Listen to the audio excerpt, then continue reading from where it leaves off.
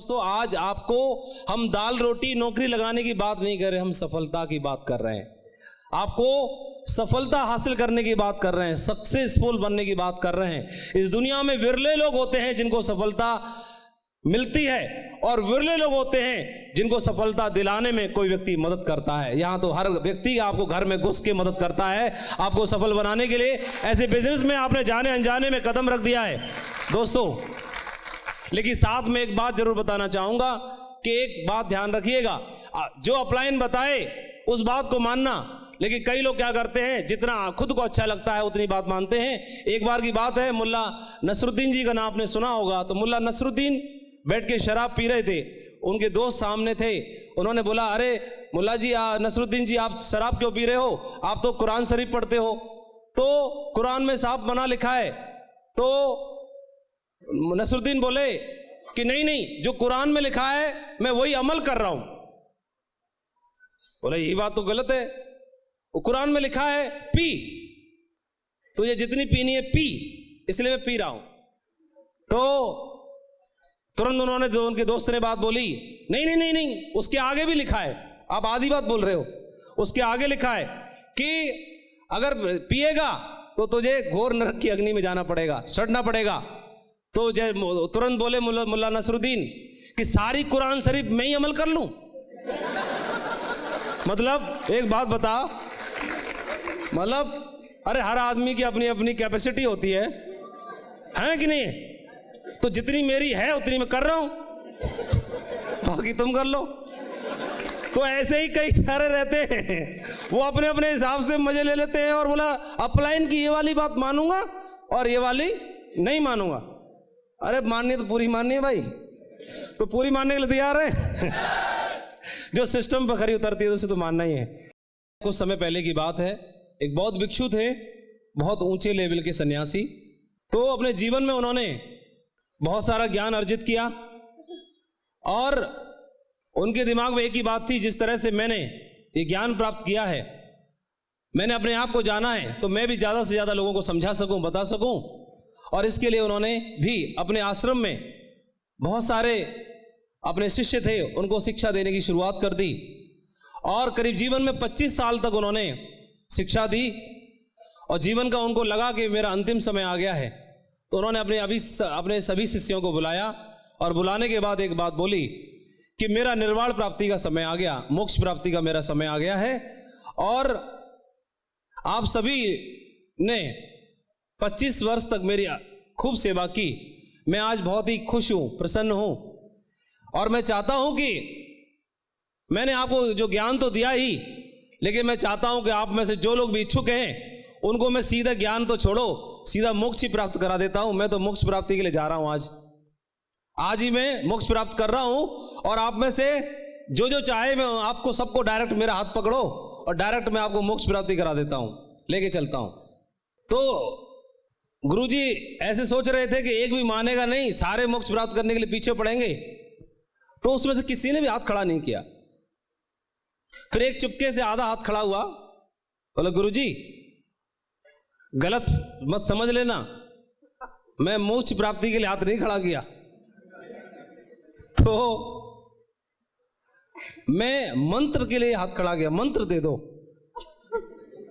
मतलब मोक्ष प्राप्ति नहीं चाहिए, मंत्र चाहिए मोक्ष प्राप्ति का, ताकि जब हमारा मन करे, अभी तो हम नए नए हैं, तब मन करे तब हम मोक्ष प्राप्त कर लेंगे, निर्वाण प्राप्ति कर लेंगे।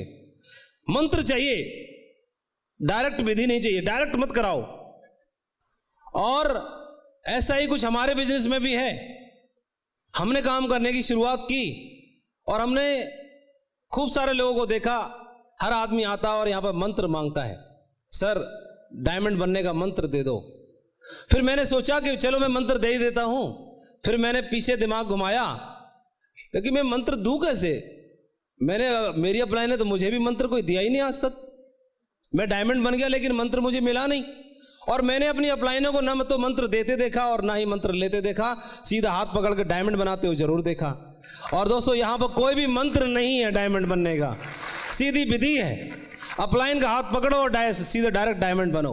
तो डायरेक्ट डायमंड बनने के लिए तैयार है? डायरेक्ट डायमंड, मंत्र का कोई चक्कर नहीं। अगर आप डायमंड बनना चाहते हैं तो किसी भी परिस्थिति में क्विट करने के बारे में कभी सोचना नहीं। पहली बात, नेवर क्विट, कभी हमें क्विट नहीं करना। अगर हम क्विट कर गए, इस रास्ते से हट गए, तो धीमे धीमे ही चलते तो शायद हम मंजिल तक जरूर पहुंचते।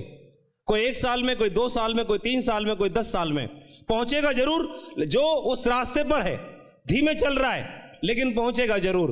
लेकिन जो रास्ते से हट गया, उसने सरेंडर कर दिया, क्विट कर दिया, तो अगले जीवन के 40 सालों में भी, 50 सालों में भी, अंतिम समय तक भी उस रास्ते की, उस मंजिल को वो तय नहीं कर पाएगा।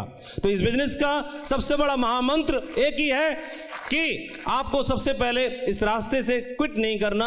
आप मंजिल की बात करते हैं, आप सिल्वर, गोल्ड, रूबी, डायमंड की बात मत सोचिए दोस्तों। आपको जीवन में बहुत बड़ी सक्सेस मिल सकती है, पहली चीज। दूसरी चीज, जब आप इस रास्ते पर चलेंगे तो धीरे धीरे ही चलो, कोई दिक्कत नहीं है।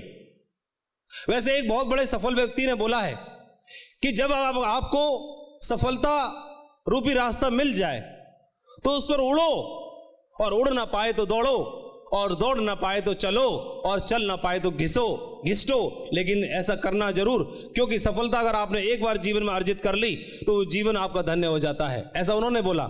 लेकिन मेरे को ऐसे लगता है, मैंने एक बात बताई आपको, उस पर चलना, हटना नहीं। दूसरी बात बताई, उस रास्ते पर आपसे आगे भी कुछ लोग चल रहे होंगे। जिस रास्ते पर आपने चलना शुरू किया, उस पर आपसे आगे भी कुछ लोग चल रहे हैं, और वो जो लोग चल रहे हैं तो उनमें देखिए कि जो लोग अच्छे से चल पा रहे हैं, जो एक्टिव लीडर्स हैं और आपके अपलाइन में आते हैं, बस उनकी कॉपी करते रहनी है। ठीक उस तरह से जब दिसंबर या जनवरी के महीने में बहुत सारा घना कोहरा होता है, रास्ते पे धुंध होती है, दिखाई नहीं देता, और रात में अगर गाड़ियां चल रही हैं, कुछ समझ नहीं आ रहा, तो रोड से गाड़ी इधर गड्ढे में भी जा सकती है, लेकिन आगे चलने वाली जो गाड़ी होती है तो पीछे वाली गाड़ियां उस गाड़ी के पीछे अपनी गाड़ी को लगा लेती हैं, और आगे वाली गाड़ी सक्सेसफुली आगे चल रही है तो पीछे पीछे वाली गाड़ियां वो आराम से धीमे धीमे ही रफ्तार में सही, लेकिन धीमे धीमे करके अपनी मंजिल तक पहुंच जाती हैं। ये बिजनेस भी ठीक ऐसा ही है, डायमंड बनने का। क्योंकि जब हमने डायमंड बनने की शुरुआत की तो हमने तो सिल्वर बनने की शुरुआत की। सिल्वर बनने के बाद दिमाग में आया चलो गोल्ड बना जाए, फिर गोल्ड बने तो गोल्ड बनने के बाद दिमाग में आया चलो पर्ल बना जाए, पर्ल के बाद टोपाज बना जाए, टोपाज भी बन गए तो अपलाइन ने बोला फटाक से आप एमरल्ड बनिए, फिर उसके बाद में फिर एमरल्ड के बाद रूबी बना जाए, फिर डायमंड बना जाए। डायमंड बन गए तो लगा कि डायमंड, अरे खेल खेल में मजे मजे में हम डायमंड बन गए, लेकिन डायमंड बनने में तो बहुत मजा है, खूब सारा पैसा है, खूब प्यार मान सम्मान भी है, खूब कार वार घर में, ये सारी खुशियां भी हैं, तो चलो क्यों ना दूसरों को भी बनाया जाए। दूसरों को भी बनाने की, हम तो बनाने वाले कौन होते हैं, बनाने वाला तो ऊपर वाला ही है कि नहीं?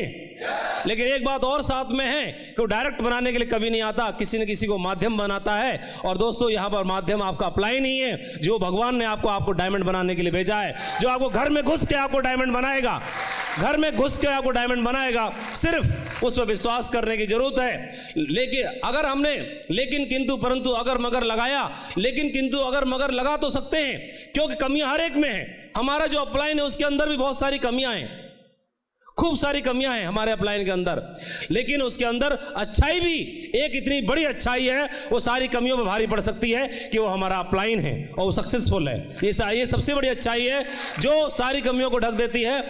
भरोसा करो दोस्तों, ये सिस्टम बहुत मजबूत है, और आप मेंटर चुन लिया आपने, जो आपको बात समझ में आ गई कि ये व्यक्ति मेरा भला कर सकता है, कुछ दिन उस पर भरोसा करिए, आपकी जिंदगी में बहुत बड़ा बदलाव आ सकता है।